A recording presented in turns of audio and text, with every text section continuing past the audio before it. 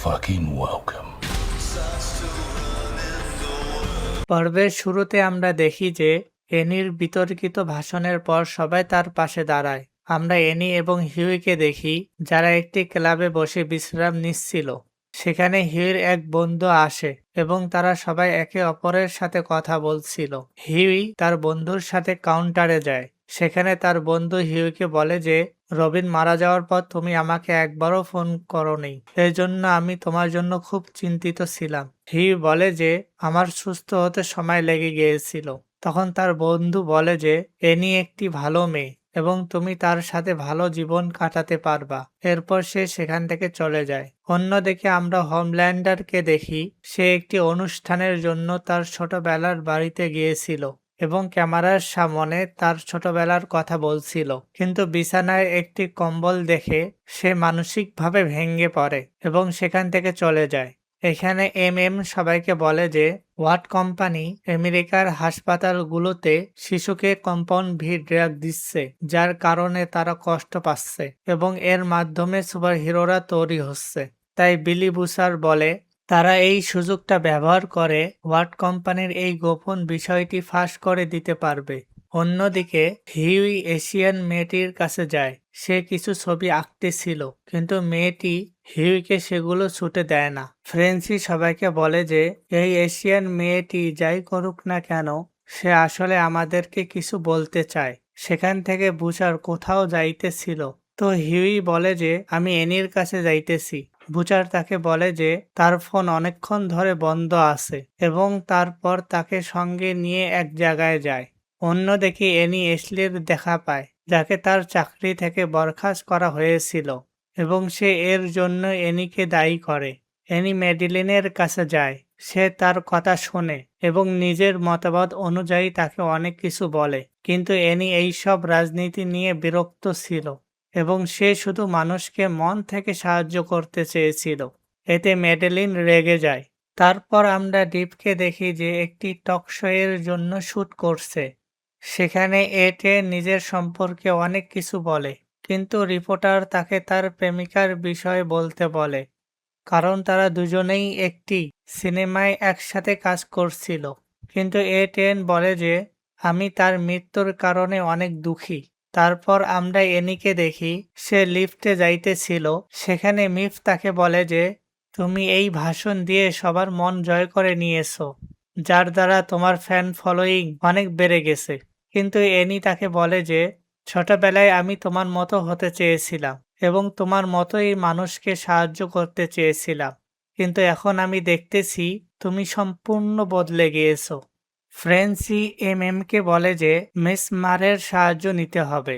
সে একজন super hero ছিল যাকে সুপার 7 থেকে বাহির করে দিয়েছে। সে যে কোনো মানুষকে স্পর্শ করে তার অতীত সম্পর্কে বলতে পারে এবং সে আমাদেরকে এই এশিয়ান মেয়েটির বিষয় বলতে পারবে।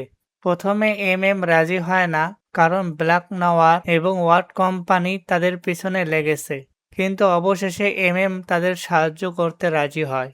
বুচার হিউইকে এই কঠিন ঝামেলা মোকাবেলা করার জন্য প্রশংসা করে, কিন্তু বুচার হিউইকে একটি চার্চে নিয়ে যায়। সেখানে অনেক লোক সুপার হিরোদের দ্বারা তাদের সাথে করা অন্যায়ের কথা বলছে, কিন্তু বুচার তাদের উপর রেগে যায়, কারণ তারা এখনও সুপার হিরোদেরকে নিজেদের রক্ষক মনে করে। বুচার সবাইকে বলে যে সব সুপার হিরোরা একই রকম, অর্থাৎ সে হিউইকে স্পষ্ট করে বলতে চাচ্ছিল যে এনিও বাকিদের মতোই। এদিকে ডিপ তার অপরাধের জন্য মেডিলিনের নির্দেশে সবার সামনে এনির কাছে ক্ষমা চাইতে বাধ্য করা হয়, যাতে এই বিতর্কিত বিষয়টি এখানেই শেষ হয়ে যায়। অন্যদিকে মেসমারের কাছে যায়। সে তাকে দেখে জিজ্ঞাসা করে তুমি কে? তাকে বলে যে আমাকে স্পর্শ করে দেখো আমি কে। মেসমার যখন তাকে স্পর্শ করে সে জানতে পারে যে এর মেয়ে তার অনেক বড় ফ্যান। তারপর সে তাকে নিয়ে তার মেয়ের সাথে দেখা করতে যায়। সে তার মেয়েকে দেখে খুব খুশি হয়। মেসমার এর কথা অনুযায়ী কাজটা করার সিদ্ধান্ত নেয় এবং বিনিময়ে প্রতি মাসে তার নিজের মেয়ের সাথে দেখা করার সুযোগ চায়। তাতে রাজি হয়ে যায়। বুচার হিউইকে তার নিখোঁজ স্ত্রীর বেকার বিষয় বলে সে বলে যে হোমল্যান্ডার বেকাকে ধর্ষণ করেছিল। হিউই এটা জেনে মারাত্মক দুঃখ পায়। বুচার বলে যে এরপর থেকেই বেকা নিখোঁজ হয়ে যায়।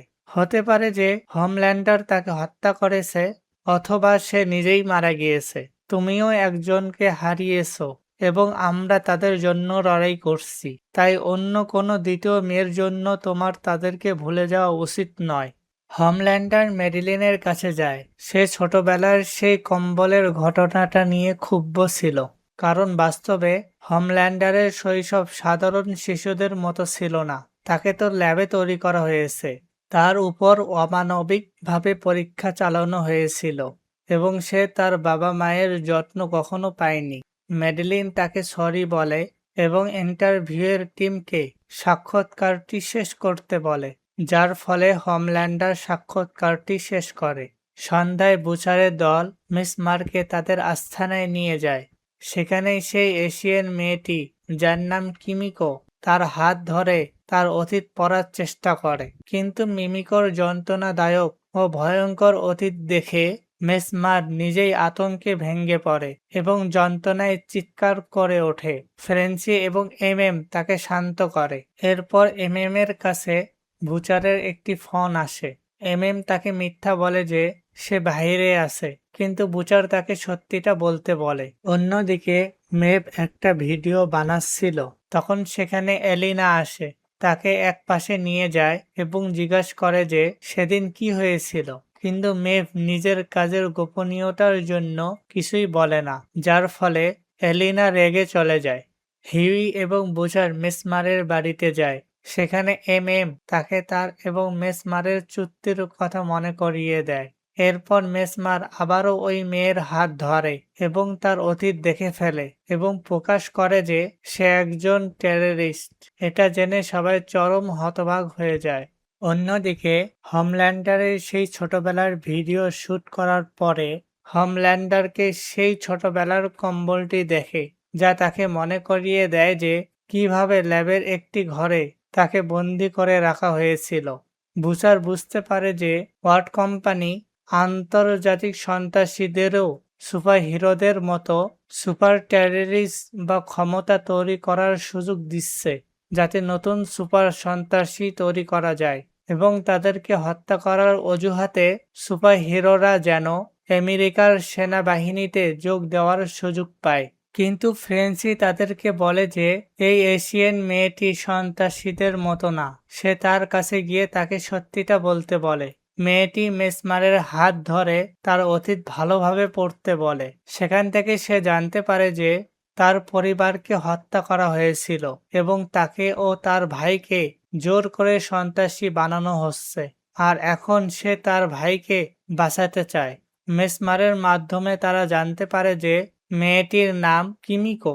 এটা জেনে ফ্রেন্সি অনেক খুশি হয়। সেখান থেকে বুচার এবং সবাই চলে যেতে শুরু করে, কিন্তু বুচার মেসমারকে হুমকি দেয় যে সে তাদের ব্যাপারে কাউকে কিছু না বলে। বুচার সিআইএ ডিরেক্টর সুসানের কাছে গিয়ে ওয়াট কোম্পানির বিরুদ্ধে সব প্রমাণ দেখায়, কিন্তু সে হোমল্যান্ডারকে তাকে দিতে বলে। তবে সুসান মানা করে, কিন্তু শেষ পর্যন্ত বুচার সেখান থেকে চলে যায়। এনি জানতে পারে যে ওয়াট কোম্পানি তাকে নিয়ে একটি সিনেমা বানাতে চলেছে। তাই মেভ তাকে বলে যে যাই হোক না কেন, কোম্পানির কাছে তুমি নিজেকে কখনো বিক্রি করিও না। যদি তুমি এটা করো তাহলে ওয়াট কোম্পানি জিতে যাবে। অন্যদিকে ফ্রেন্সি মিমিকোকে সাহায্য করতে বলে, যাতে সে ওয়াট কোম্পানির আসল চেহারা ফাঁস করতে পারে। মিমিকো রাজি হয়ে যায়।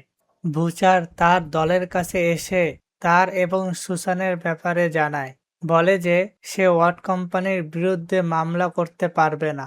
এদিকে মেসমার হোমল্যান্ডারের কাছে যায় এবং তাকে বুচার আর বাকি সবার কথা বলে দেয় এবং তাদের ছবি দেখায়। এটা দেখার পর হোমল্যান্ডার নিজের রুমে যায়। শেষে আমরা দেখতে পারি হিউই এবং অ্যানি একটি ক্লাবে ছিল, যেখানে তারা আবেগঘন মুহূর্তে একে অপরকে চুম্বন করে। কিন্তু বিলি বুচার হঠাৎ করে সেখানে চলে আসে। কিছুক্ষণ কথা বলার পর অ্যানি যখন সেখান থেকে চলে যায়, বুচার হিউইকে কড়া ভাষায় সতর্ক করে বলে যে আমি ভেবেছিলাম যে তুমি আমাদের মিশনটা বুঝেছো। কিন্তু হিউই বুচারকে বলে যে এনি বাকিদের মতো না, সে একটি ভালো মেয়ে। কিন্তু বুচার তাকে ক্লাবে একা রেখে রাগ করে চলে যায় এবং এর সাথেই এই দারুণ পর্বটি শেষ হয়ে যায়। পরের ভিডিওটা দেখার জন্য আমাদের সাথেই থাকুন। ভিডিওটা ভালো লাগলে লাইক এবং কমেন্ট করতে ভুলবেন না। আর চ্যানেলটি সাবস্ক্রাইব না করা থাকলে অবশ্যই সাবস্ক্রাইব করে যাবেন। ভালো থাকবেন, সুস্থ থাকবেন। Tata, bye bye.